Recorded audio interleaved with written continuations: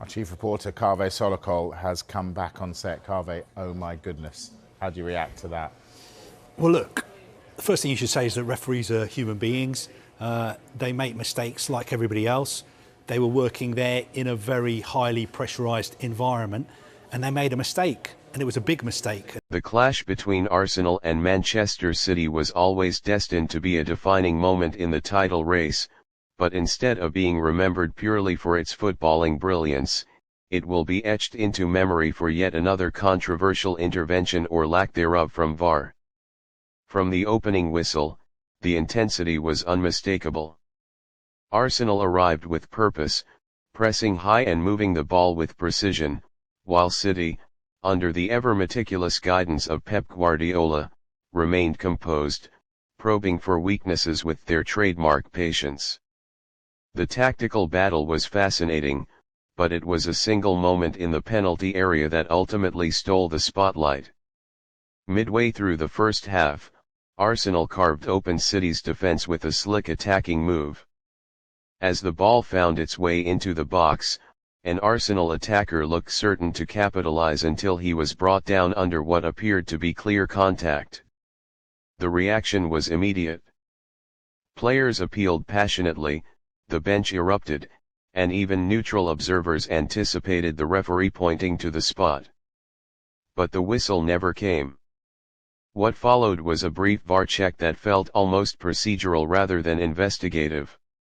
No lengthy review, no pitch-side monitor consultation, just a swift confirmation of the on-field decision. No penalty. Play on. For Arsenal, it was a moment that shifted the emotional balance of the game. For supporters watching around the world, it was baffling. In an era where technology is meant to eliminate clear and obvious errors, this seemed like the exact scenario VAR was designed to correct. Yet, somehow, it slipped through. The frustration was visible on the touchline, where Mikel Arteta could hardly contain his disbelief.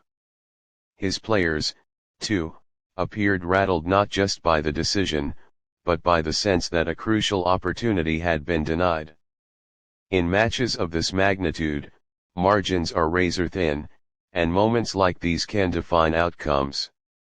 Manchester City, to their credit, capitalized on the shift in momentum. With players like Erling Haaland leading the line, they punished Arsenal's lapse in focus with clinical efficiency. A well-worked move eventually led to the decisive goal, sending the Etihad crowd into raptures and tilting the title race further in City's favor. Yet even as the final whistle blew, the conversation remained fixed on that earlier incident. Pundits dissected replays from every angle, fans flooded social media with outrage, and debates reignited over the consistency and credibility of VAR in the Premier League. The issue isn't just about one decision, it's about a pattern that continues to frustrate players, managers, and supporters alike. When similar challenges yield penalties in one match but are ignored in another, it undermines confidence in the system.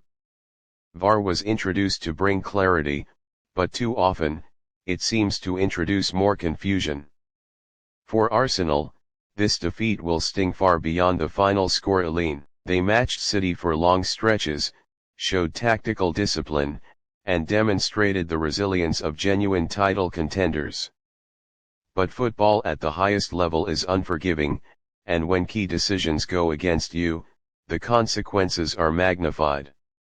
For Manchester City, the victory strengthens their grip on the race, reinforcing their reputation as a side that not only dominates games but also seizes pivotal moments. Still, even their triumph cannot fully escape the shadow cast by the controversy. As the season edges toward its climax, questions around officiating will only grow louder. Can VAR truly deliver fairness if its application remains inconsistent, and how many more crucial matches will be influenced by decisions that leave more questions than answers in the end? This encounter should have been remembered as a showcase of elite football between two of England's finest teams. Instead, it becomes another chapter in the ongoing debate about technology, officiating, and whether the game is truly being decided on the pitch or somewhere behind a screen.